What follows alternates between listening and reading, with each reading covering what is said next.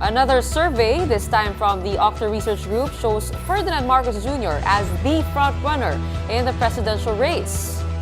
Conducted from April 22 to 25, Marcos Jr. jumped by 1 percentage point to 58%, while Vice President Leni Robredo is now at 25% after gaining 3 percentage points. Other candidates are far behind with just a single-digit preference share. What does this say about the potential results in the coming polls? That big question and more with OCTA Research Fellow Professor Guido David. Professor David, welcome to The Big Story. Hi, good evening, Robbie and Gretchen, and our viewers and listeners. Yeah. Professor David, I don't want to actually focus on this particular survey because, well, frankly, it's the same results we've been seeing. I invite you, therefore, and I challenge you to come up with what's the narrative over the entire campaign season other than the narrative that Bongbong Marcos has led wire to wire. Is there any other way to put a narrative to the sequence and series of surveys that you have come out with?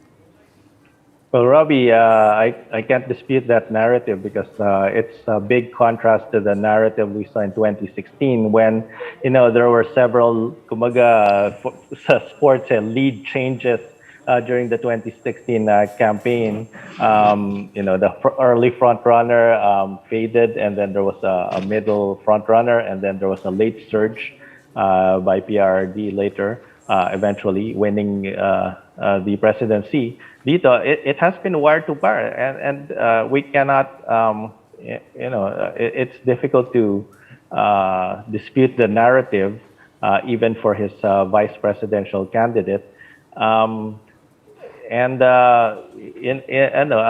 VP Leni's numbers have gone up a little bit, pero she's still at 25 versus the 50 plus of BBM.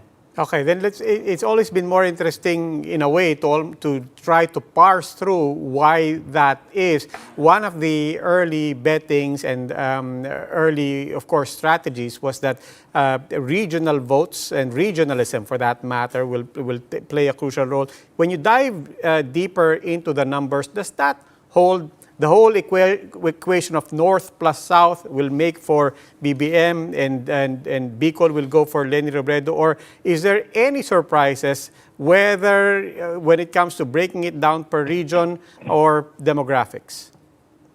Yeah, and this is, where it gets a bit interesting. Yes, you're correct. Bicol region is basically Leni's. If we have to add another region that would be close to being hers, it would be probably Western Visayas and possibly, Mimaropa.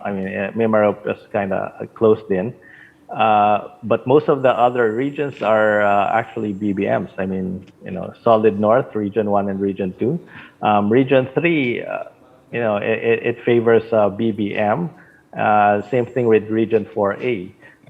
But even if you can get a sort of a push there or a close fight there in Region 3 and Region 4A, and maybe even in Region 7 in Cebu, although 7 is definitely leaning towards BBM at the minimum, leaning towards it's more or less favoring him heavily, and then Region 8 is also favoring BBM, and then most. Or actually all of Mindanao right now, the data shows favors BBM. So if we're going to count regions, the pathway is actually, a challenge for the other candidates, especially for the other three candidates. But even for VP Leni, the pathways, it's a challenge. But there could be some surprises, as you mentioned.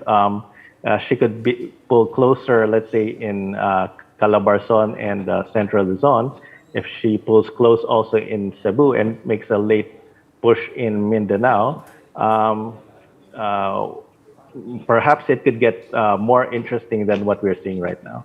Okay, maraming salamat po, Professor David. That was OCTA Research Fellow, Professor Guido David.